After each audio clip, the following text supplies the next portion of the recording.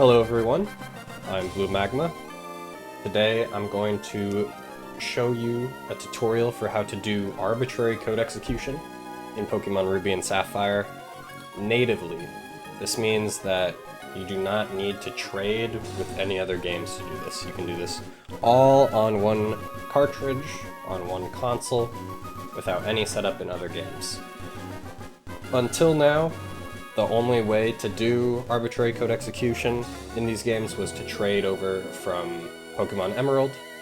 That is no longer the case, so if you want to do arbitrary code execution without Pokemon Emerald, if you don't have a cartridge for whatever reason, or you don't want to do the setup, whatever it may be, you can now do that on a single copy of Ruby or Sapphire. So I'm going to walk you through what that setup looks like. Now, there are a few restrictions at the moment with how this setup works. You currently cannot do this from an existing save file, so if you already have a save that you want to use arbitrary code execution with, you're going to need to do the Emerald trading setup, because this native setup requires a clear save file, so you're going to have to clear your save data if you want to do this. I am working on a tool to potentially find setups for each combination of trainer ID and secret ID. That's what makes this setup work. But to do that, you would need to find your trainer ID and secret ID to figure out what your current save file is on. So that's kind of a lot of work, both for me and for you if you're in that scenario. So for the time being, assume that you need a clear save file for this setup to work. So this whole process requires some pretty precise RNG manipulation. If you don't know how to do that in the Gen 3 games, I'll provide some links down in the description. I'm a Blissey has really good videos on it.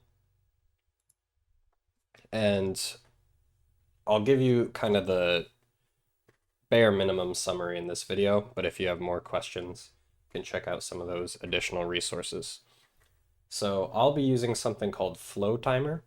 You can find that online. It's basically a customizable metronome that helps you time your inputs, because you need to be frame perfect for this setup to work. And you need to hit a very specific frame. There's also something called Eon Timer, which I believe Blissey's community uses more. Don't quote me on that, but there are a couple different options. One of the differences, I believe, is that Flow Timer uses milliseconds and Eon Timer uses frames, so it's a little bit easier to just plug in your frame on Eon Timer. But the frame that we're aiming for is 3500. So I can link the offset, the amount of milliseconds that I'm using for Flow Timer, but note that that might be different for everybody, just depending on how their audio setup works, what their reaction time is like, things like that. So you may have to mess around with it. But I'll show you what that process will look like now. So I've got my Flow Timer set up, and if you have Eon Timer, it'll be a similar concept. But when I've got my Flow Timer with my specific timer to hit this frame, what I'm going to do is I'm going to make sure I have a clear save file. And then I'm going to start my Flow Timer and soft reset the game at the same time. So like this. So my timer is now counting down, and I have to go not too fast, but I want to quickly set my options. You can do whatever you want. You don't have to set your options first. It just makes it a little bit easier for me, because now my text will be faster. But you can hit the frame without setting the options if you find it too difficult to do quickly. Basically, you're just gonna mash through this whole cutscene, this intro. I believe you can be either the boy or the girl for this setup. I don't believe it makes a difference. I'm just gonna play as the girl named A, because I'm a speedrunner. And then this text box is the important one. When your timer beeps, the final beep, you're going to press A on this text box. So using my flow timer or Eon timer, whichever one you're using, I cleared that final text box. And then, now that we're in the game, we can check our trainer ID. And this is actually 1 frame early. I can see that my trainer ID is 40353. And I'll provide a way to check which frame you hit down below. I'll show a program that lets you do that. And I'll show a quick demonstration of that really quick in just a second. All right, so we've got this program called PokeFinder right here.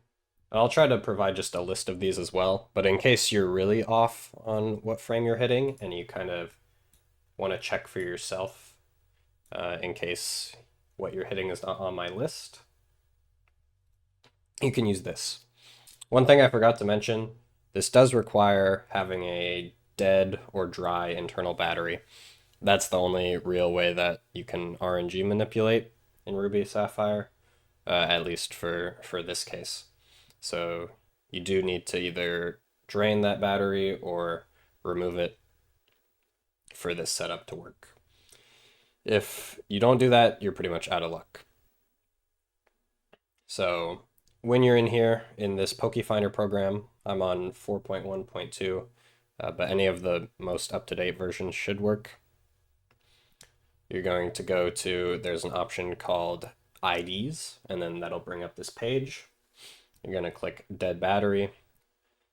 You can set your initial advances to anything you want. You can set it to 0.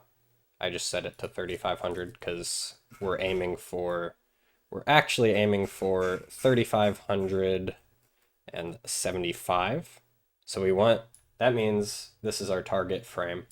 We have to press it early just because of how the RNG generation works. We press it on frame 3,500. But then the actual trainer ID gets generated 75 frames later. So our trainer ID should be 22916 if we hit the correct frame. However, as you can see again, our trainer ID was 40353, which, if we look 1 frame early, there it is, 3574. So we're off by 1 frame. So then you could go into your timer, if it's flow timer or Eon timer or whatever, and kind of adjust accordingly. So if if you saw 19971 as your trainer ID,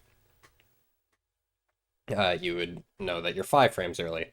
Or if you saw 34024, you would know that you are 5 frames late, for example. So that's how you can tell how early or late you were. So I was 1 frame early again in this case, and I will try to hit it again. So I didn't save the game, so I can just start again, making sure to start my timer when I soft reset. It doesn't matter what frame you use, just mix it up a little bit, just to show that it's a different attempt. And again, really just the same thing. If you're pretty quick with your mashing and your setting your options, you should have plenty of time on the last text box to wait.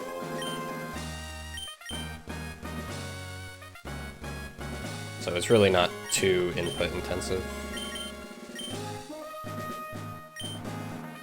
I'm even spending the time to nickname my character, which costs a little bit of time up front. Yeah, so I've got about 7 seconds of downtime here.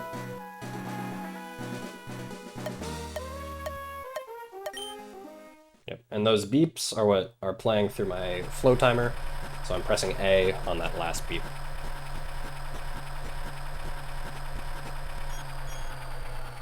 And then again, we will check our trainer ID, 22916. We can open up our Poke Finder. Well, again, we're looking for 3575, and there's our trainer ID, 22916. It matches. Awesome. That means we hit our frame. So basically, if you don't get that, you're just gonna keep trying until you get it. It's a 1-frame window at 60 frames per second, so it's hard.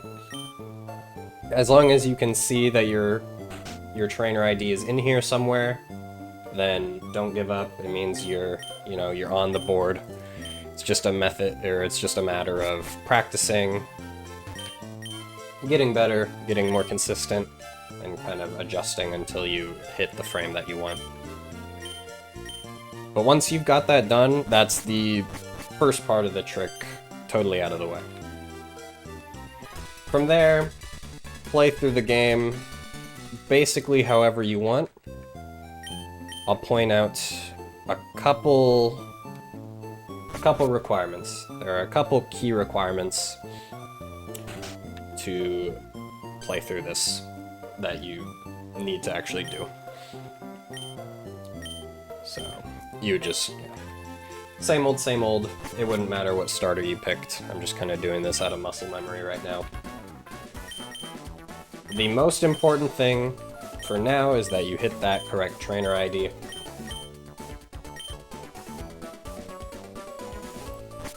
And then I will pull up an image of what you need to not do when you play through the game. Okay, so I've just pulled up my emulator to show this as an example, instead of going all the way there on console yet. This guy here on Route 111. So if you're coming from Route 112, for example, you go down into the desert. Oops. Don't want to get an encounter. Do not fight this trainer. This is the only trainer in the game that you need to explicitly avoid fighting for the setup to work. So any other trainers are fair game. Just do not fight this guy. He's got 2 Baltoys and a Sandshrew, Camper Cliff.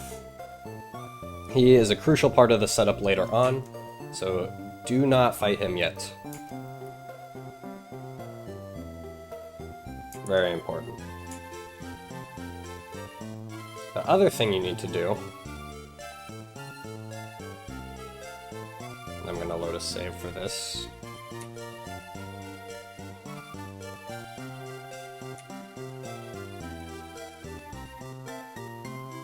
Perfect. The other thing you need to do is when you make it to Aqua Hideout, or potentially Magma Hideout if you're playing on Ruby,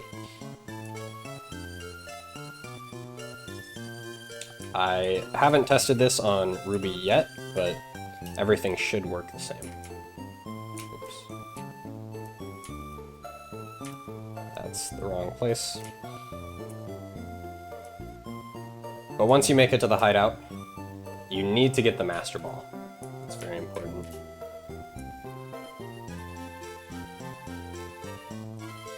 So make sure that before you leave the hideout, because this will close after you fight Tate and Liza, I believe. So it could close permanently if you don't do this in time. So before you fight Tate and Liza, as soon as you get to the Aqua Hideout, make sure you go through this puzzle and pick up the Master Ball. You need a Master Ball for the setup to work. So if you don't get it here, you're either gonna have to, I don't know, win the department store lottery, which I don't even know if you can do, or trade it in from another game. So assuming you don't want to trade, because if you did, you'd probably just use the Emerald setup, make sure you get this Master Ball. Very, very important. So don't fight Camper Cliff, and make sure to grab the Master Ball from the hideout. Those are the 2 things you need to keep track of as you're playing through the main game. You do need to complete the game for this to work.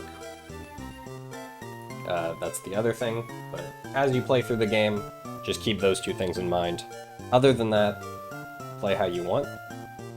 And then once you get to the post game, this is where things will get interesting.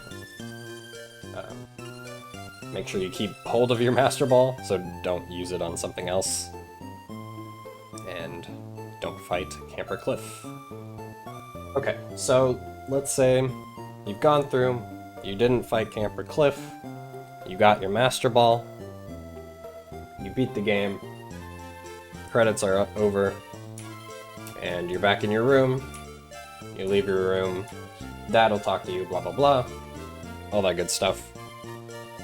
Then you need to talk to your TV. Should say that there's, in Sapphire, you'll say that there's a red flying Pokemon for Latias. In Ruby it would say blue for Latios. Make sure that Latias or Latios has been released. You can see now on this emulator script that there's our Latias. So once that's done, you're good. The next step is you need to actually get Latias into your Pokédex without catching it.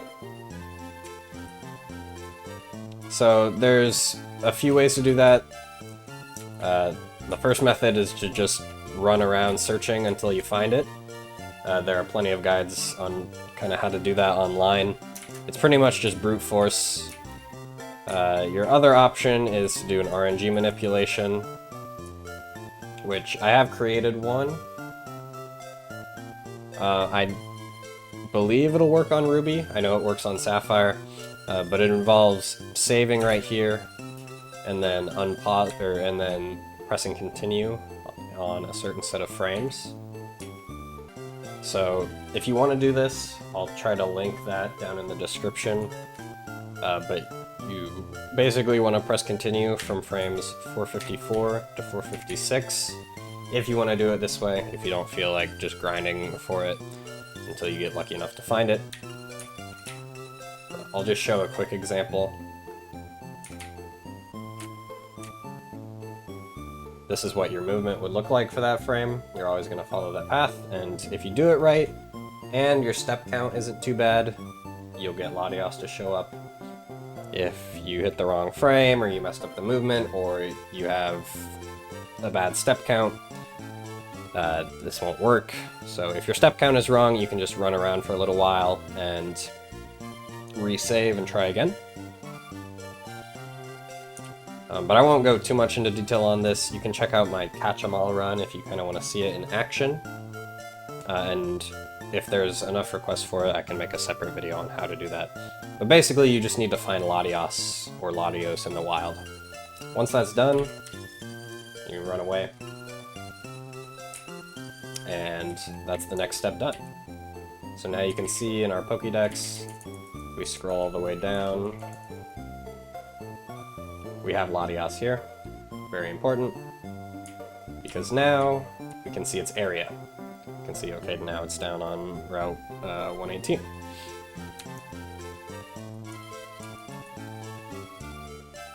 Now, the next step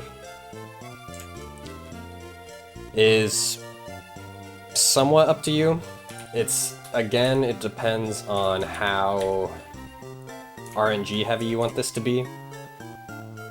If you want the most reliable setup, you should go to either the Safari Zone and catch a Wobbuffet, or you can go to Lava Ridge, catch this Why Not, and get something with Shadow Tag. Or you could get something like a Crobat or a Golbat that has Mean Look. You want something that'll make it easier to actually find the Latias in the wild. The Crobat example doesn't exactly help with that, it just makes the fight a little bit easier. The Wobbuffet and Why Not are really the things that would help the most. So, the Latias, as you can see, will always be level 40, or the Latios. So, you want something in order to repel trick that's, not over level 40, but is also higher level than all the wild Pokemon. I don't really have something for that currently, so I'm not going to show how to do that, but that is something that you can do. But once you've got all this set up, so you've got, you know, if you get your Wobbuffet, or your Wynot, or whatever, something that can Repel Trick. The issue with the Repel Trick and why it needs to be a Wynot or a Wobbuffet is that if you try to lead with something and then switch out, the Latias is going to flee, right? And you can't let it flee or the glitch won't work. But that leads us to our other point of you need a Pokemon that can reliably one-hit KO Latias or Latios. Very important. Or if not, then you need something that can trap it and eventually wear it down. Which might be, you know, a Crobat with Mean Look or anything else that, you know, can trap Latias. So either of those will work. It's easiest to just use something that can one-shot Latias or Latios, so you can use the mail glitch to make this a lot easier and duplicate a bunch of rare candies. I have another video on that if you're interested. For me, I would probably just teach this Tentacruel Ice Beam. That's what we would use in the speedrun. So, again, you don't need the Wobbuffet setup if you just want to kind of get lucky and grind a little bit for the RNG. But what you do need is something that can either trap the Latias and eventually take it out, or something that can one-shot the Latias. It's very, very important. But once you've got all those things, so to recap, we've got our correct trainer ID, we didn't fight Camper Cliff, we have our Master Ball, we've spawned Latias, we found Latias in the wild but didn't catch it, we have a Pokemon that, in our case, we have a Pokemon that can one-shot Latias. Once all of that's happened, what we then need to do is actually go back up to Camper Cliff. So this is where Camper Cliff will make a return. So, now we're here at Camper Cliff. This is going to be another RNG manipulation, similar to how you got your trainer ID. So, you want to make sure that the number of Pokemon in your party is consistent, because if you try to do this with 6 Pokemon and then you switch to only having 1 Pokemon, things may change. But what you're going to do is you're going to save right here, and then I'm going to show you how this setup would look on console. We're on console. We're in the post-game. I've got a Tentacruel with Ice Beam that I know is strong enough to always one-shot Latias. Doesn't have to be a Tentacruel, but this is what we use in the speedruns, so it's easy for me. As long as you know that it can reliably one-shot Latias, that's all that matters. And then we also have our Wobbuffet. It's level 36 because that can repel all the encounters in the water. In the case that we find Latias in the water somewhere, we're going to be able to repel trick instead of, you know, randomly running into a wild Tentacool or wild Pelipper or something like that. So this is like a really good level for it to be. You can get away with lower levels if you want to be a little more risky or do some more complicated setups. It also kind of depends on, you know, how you search for Latias, which I'll get into soon. But now that that's all set up, we need to go to Camper Cliff. Oh, actually, one thing I forgot to mention. You actually don't want to have... You don't want to have your strongest Pokemon out during this fight. So I'm actually going to deposit my Tentacruel for now and my Wobbuffet and just swap them out for something weaker. So it's actually better to have... We'll change our mind. We're gonna actually assume you only have one Pokemon in your party for this setup. It'll just make things easier. Oops.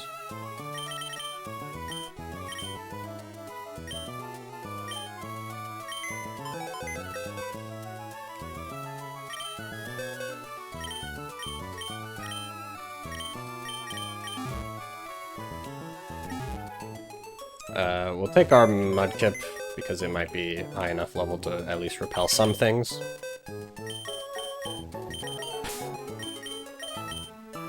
This isn't necessarily required, but you do actually need to lose this battle. So, a Pokemon that has like self-destruct or something like that would be a really easy way to do that. Yeah, you can see I'm gonna get encounters here just because I'm too low level.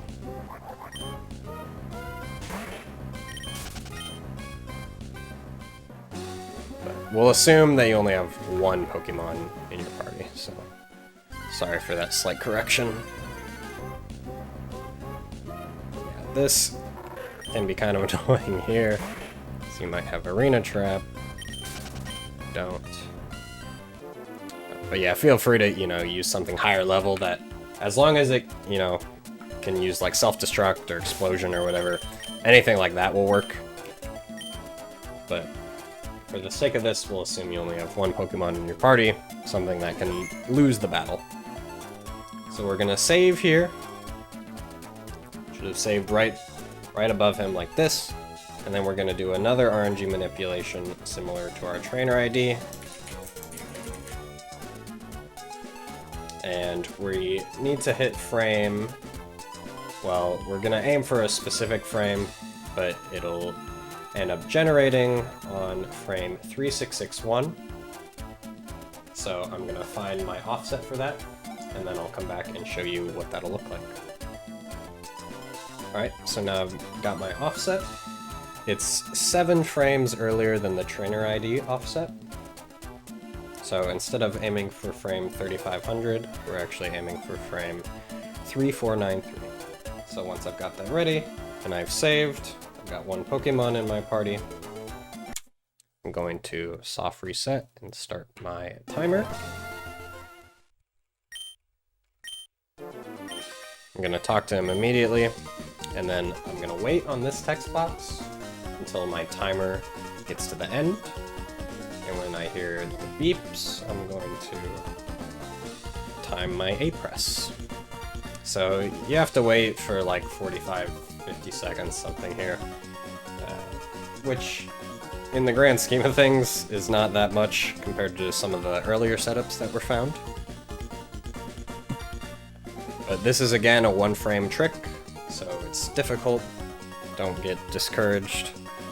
It's even for really, really experienced players, it's not super consistent, so just take some time to try it, get some practice.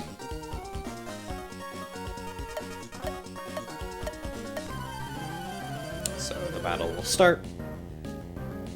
The hard part now is knowing if you got it.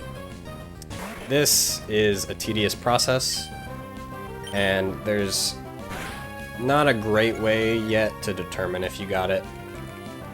I'll work on some potentially better setups in the future that can maybe give you some sort of indication that you hit the frame without needing to go through this next process.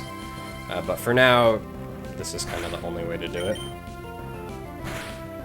So you're just gonna die here. You just spam moves until you lose. As long as you do not kill the second Baltoy, you're fine. Or as long as you don't make it to the second Baltoy. So you want to white out to either that Baltoy or to the Sandshrew. So once you white out, things are good. You can now safely, take the Pokemon out of your PC that you need. It doesn't matter how many you have, but you can take out your Wobbuffet and your Tentacruel. Wingle's useful too if you want to fly. once we do that, if we've hit the frame, then we're basically done. If we missed our frame, then we'll see. Now, very important, you cannot save and quit at this point. You can't really save at all, actually, because then you'll have fought... Or, you can save, but there's really no reason to save. Unless... Yeah, there's no reason to save, really, because once you reset, the glitch will have broken. So you can't reset from this point onward until the glitch has been activated. So there's really no point to save here. But now we're going to do something to find Latias, or Latios, whichever one. This is called the Mauville method, which shiny hunters have kind of explored. And if you want to kind of learn the details of that, you can Google it. There are YouTube videos about it. But really, it's just a method of finding Latias quickly. The general idea is when you go in and out of a building, the location is randomized completely. So you can look where it is. If it's in a useful place, then great. I actually could have used that setup, I think. Or no, never mind. Basically, if it's in a place that's kind of nearby, then you can use a method to sort of chase it, and it'll give you a pretty decent odds of finding it. So now, for example, we can see that it's on Route 111. So I'm actually going to go to Route 118.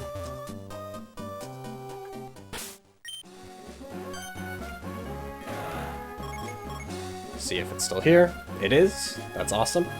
So that setup was actually pretty quick. It's somewhat RNG reliant, but if you do it right, you'll generally find the Latias pretty quickly. It might take 5 or 10 minutes. But what I'm going to do now is actually encounter the Latias. So I'm going to super repel. I've got my Wobbuffet. It's higher level than any other Pokemon here. It's got Shadow Tag, which is important. And then with my Repel active, should be able to just run around. It might take a little while.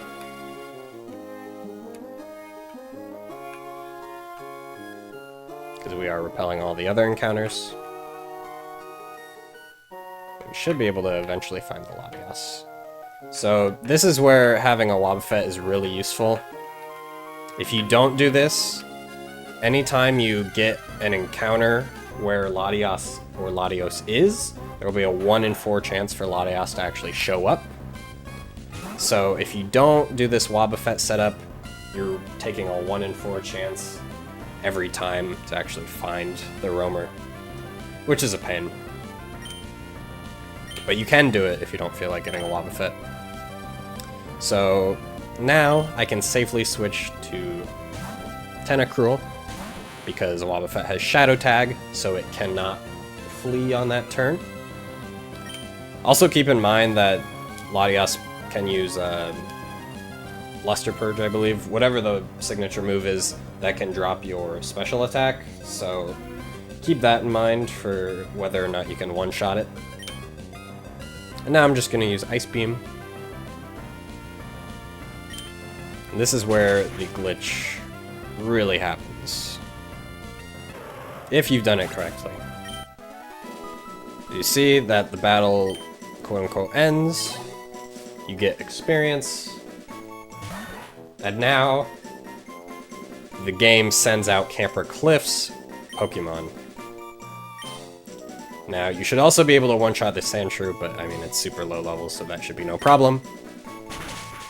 One-shot the Sandshrew if it gets sent out. Sometimes it might not, depending on which Pokemon you use. Then, when the other ball toy comes out, you need to use your Master Ball. You need to use this immediately. You can't let it use any moves or anything, or the setup will not work. You can see you will actually be able to catch it, even though it's a trainer Pokemon.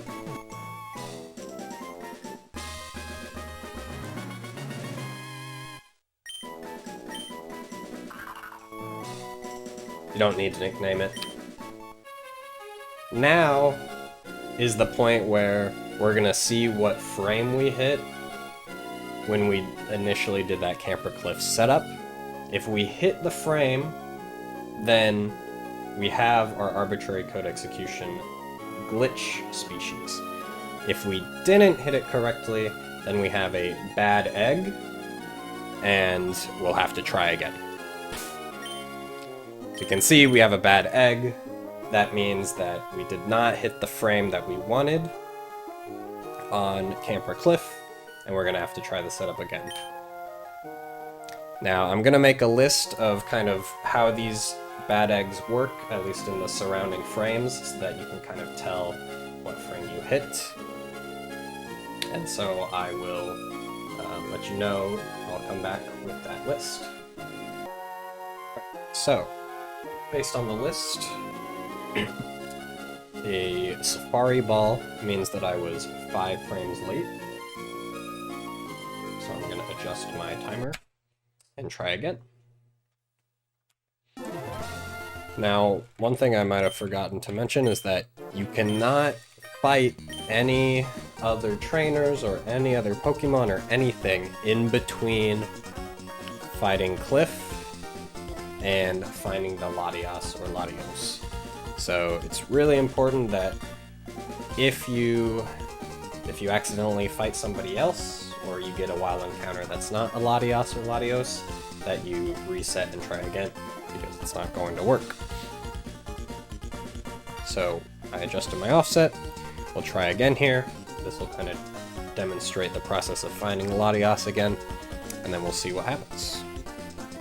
We've got about 10 seconds left. And I know this is a complicated setup, so try your best to follow along, but if you run into any issues along the way, or you have any questions, let me know, or feel free to join my Discord, and you can ask me directly.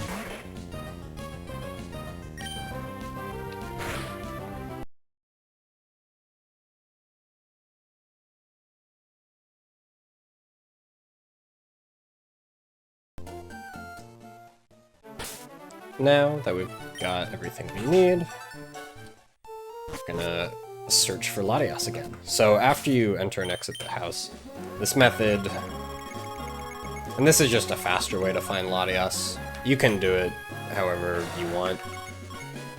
You just want to check the area and see where it is. But this is just a fast way to do it.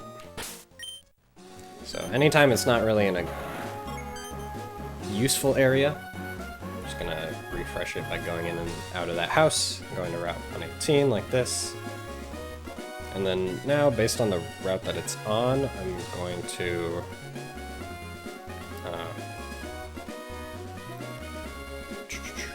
checking my notes. I'm going to actually go like this. Oops, that was the wrong route. To go to Route 111, but this may still work. See where it is now. It's still on Route 121, so I'm going to go... supposed to go this way. Go to this route. Back to this route. And this is just sort of abusing the mechanics of how Latias or Latios can move. That's not really a good area, so that was a bit unlucky. We're just gonna try again. That was really lucky, so it showed up right where we are. We're gonna be ultra careful not to fight any trainers. We've got our Wobbuffet. I need to remember to Super Repel.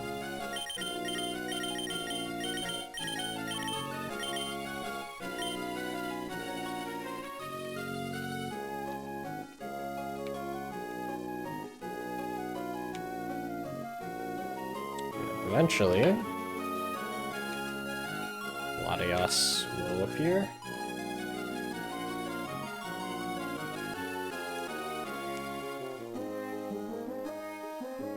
Oh, do I have the wrong lead? No.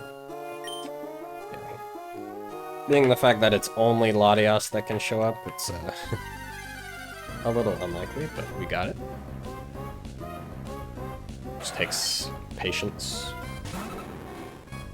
So again, she cannot flee when Wobbuffet is out, so we can safely switch. Oh yeah, it's Mist Ball, so that can lower special attack. Not on Clear Body though, but just something to keep in mind.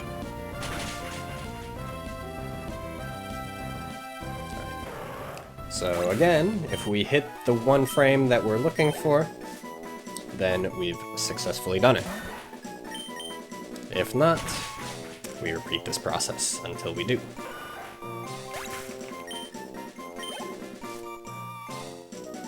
Catch the ball toy. Must be in a Master Ball. Has to be in a Master Ball, very important.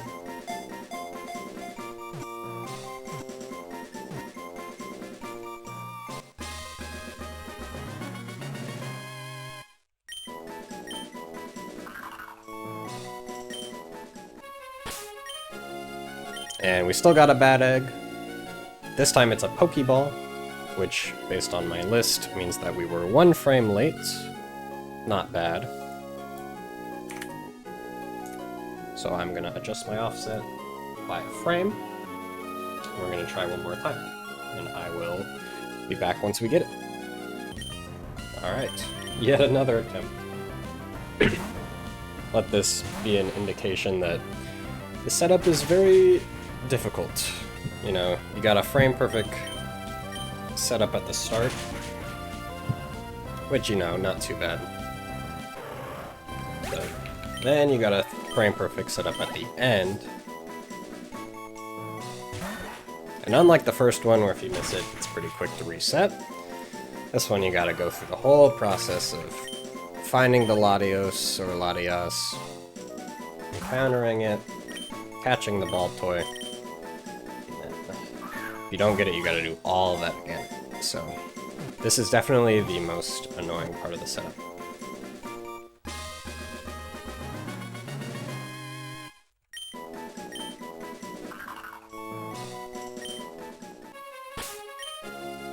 And we've got it. Let's go. So yeah, it took me like 6 or 7 tries, and I have quite a bit of experience with this, so see, it's no longer a bad egg. It should be a question mark like this. It should be level 22, 49 HP. Now, do not view its summary. Once you get this, save immediately, just to make sure that you don't lose it. And I'll show you why. If you view its summary directly, the game will crash. You don't want that to happen.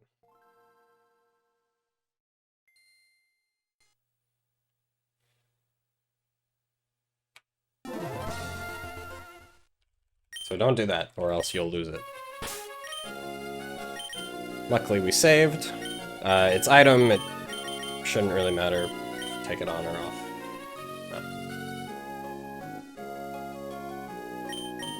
Just, yeah. You can remove it if you want, it doesn't do anything. But now that you've got it, now you can do the cool part, which is arbitrary code execution. To do this, you're gonna go into any PC. And again, definitely save before you do this. You're gonna see it's got a bit of a crazy name. And then, this is where, if you've seen Ace before, I'd recommend, you know, looking at another arbitrary code execution video, whether it's the trading setup from Emerald into Ruby Sapphire, or if it's Emerald Ace, or whatever else you want to look at can be a good example. But this is where you would set the box names to whatever it needs to be, And then this uses the same method as Fire Red Leaf Green, where you'll grab the Pokemon and swap it with something like this. In this case, it'll crash. Sorry for the loud noise, if I don't remember to mute it. But with the correct box names, that won't happen. And that's what I'll go over next, is an example of some of the box names. Alright, so now we're actually going to do the arbitrary code execution. The important thing here is we talked about the glitch species and how to get all of that. We went through the whole setup. Now the important part is you need to put it in your PC. It's easiest to just put it in box 1 like this. And you'll notice mine is named Shroomish instead of Baltoy. That's just because between recordings I was messing with some other setups just to see if there were other setups that also worked. So ignore that fact. It should be named Baltoy if you followed the setup in the video. It won't really matter. This setup here will work the same as the setup that you all have just followed. So, the way that this will work is based on the box names. So I'll provide a list of these in the description. There's also, if you want to get a little more technical with it, there's a website that can help you make your own, but you still need to know quite a bit of technical stuff to do that. But I'll at least provide a list with some common codes for things that you might want to do. So you can see that when you click on one of these boxes, you can name it, and you can type in names. That's what we need to do. So on that list, you're gonna find what you want to do. Whatever it is, you're gonna type in each box name. You want to be very careful to make sure that you don't, mistype something, or the game could crash. So you can see, I've already gone through and done this. And then at a certain point, it'll be done. I think, yeah, this is the last one. My box names after this don't matter, but it'll all just depend on the code. So really, you'll just read that document, look at which code you want to do, and type in the box names accordingly. Now, once your box names are set up, you're going to go back to this page that has your glitch species. You need to make sure that your hand is yellow or orange, whatever you want to call it, this selection hand. Press select to change its color. Now, when you press A on this, you'll pick it up. And then what you want to do is press A on another Pokemon to swap it, like so, and then press A again. So you should do like a full rotation, basically, to where you were holding it, you swapped it, and now you're holding it again. Once you've done that, go back, put it back down, leave, and if you did it right, the game should not crash. You should just be able to leave like normal, and then I will show you what actually happened. So I forgot that I need to take a flying Pokemon just to make this faster. So if you've done the previous setup correctly, you've typed in the box names correctly, and you swapped the Pokemon just like that, then your code should have executed. And the code that I typed in respawns the Hoenn starter bag. So you can see there it is. So this is the starter bag, even though Professor Birch isn't here. And we can actually talk to it, and we can get, if you want another Mudkip or a Torchic or a Trico, you can actually get them, and I'll show you. We'll go with Trico for this one. And it will actually start the fight. Except that you won't actually use Trico, you'll use whoever was in the first slot of your party. And then an invisible birch will talk to you.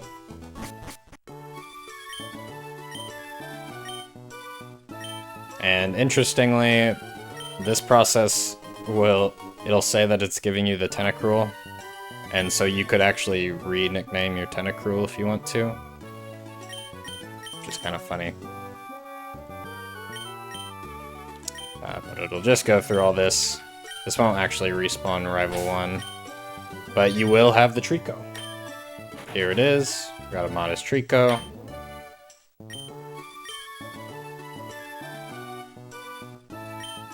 It's a legit, it's a real Trico. And there it is. So that was kind of a short peek at what you can do. And so now I'll go through one more example of actually typing in the codes, typing in the box names one by one, just so you can see what that process looks like.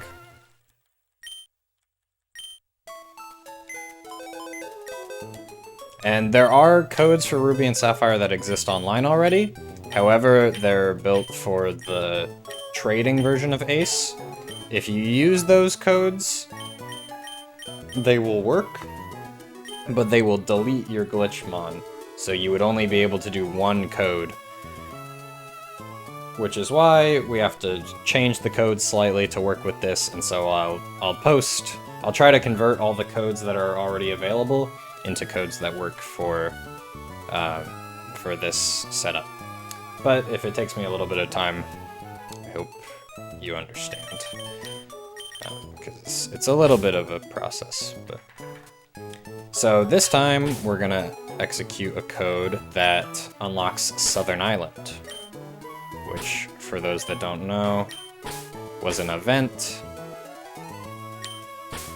that let you go to a secret island that had Latios on it in Sapphire, or Latias in Ruby. These codes will work on Ruby or Sapphire. As far as I know, they'll work on either version. However, one thing to note is that they will not work on other languages. They can be adjusted to work on other languages, but I don't have the technical expertise to do that. But there are probably people that would be able and willing to do that. So yeah, I'm literally just following along with the notes that have the list of box names. I just looked for the one that says, you know, unlock Southern Island, and I'm just typing them in one by one. Starting with box 1, this one goes until box 11.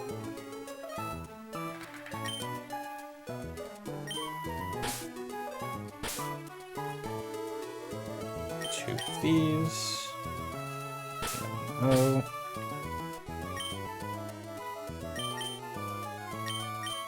So again, if anyone has any questions about the setup in general, or about how this works, or you're having any issues, feel free to join my Discord and ask, or leave a comment down below. And also, if you found this stuff interesting, feel free to drop a sub and a like to support me. I do a lot of crazy glitch stuff and speedrunning stuff for Ruby and Sapphire.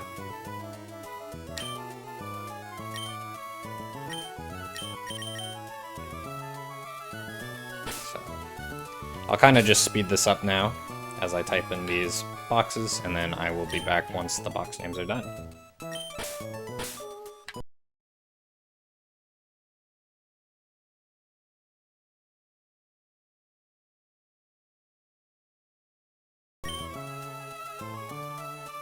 Alright, there we go.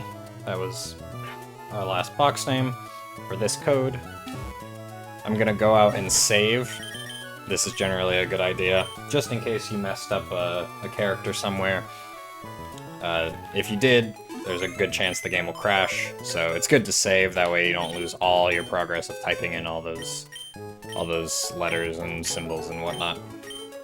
And then you can just go back and fix what you need to. So, I'm gonna grab the Glitchmon, swap it again, put it back down. Game didn't crash, it's a good sign.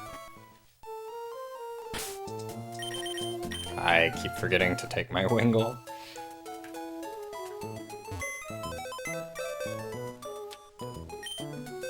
Which is very important, because I don't want to spend 20 minutes getting over there.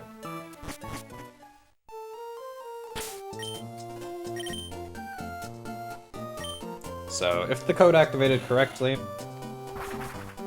you will go to the Lily Cove department store, like this, and the lottery lady will give you the ticket. There it is. It's the prize we've been holding, and it gives an Eon ticket. Very cool. So now we can go to the harbor, and if you talk to the ticket lady, she'll say, oh, that pass, and then the sailor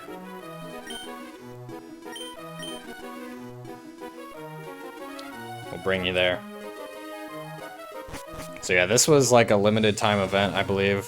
And this is one of the few ways that you can actually get it now.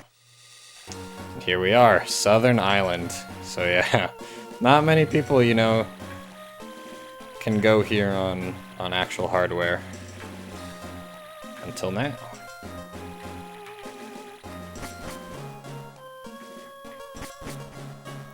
And if we talk to this,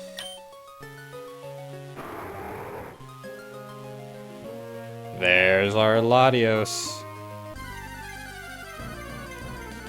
And this Latios does not have the roaming IV glitch, where it has a bunch of 0 IVs, so this can have good IVs. I don't have any Master Balls on this save because I was messing around with other saves, but you can see this is a real battle. It's got like Recover, Dragon Dance, and some other stuff. So that's how you would use Ace. Wow, that did a lot of damage. That's how you use Ace in Ruby and Sapphire. That's the full setup. Again, I'll try to post as many resources as I can in the description, but if you have any further questions, join my Discord, which will also be in the description, or leave a comment, and I'll try my best to help. So, thank you everyone for being here, for watching, and if you wouldn't mind, make sure to drop a like, drop a sub, and I'll see you in the next video.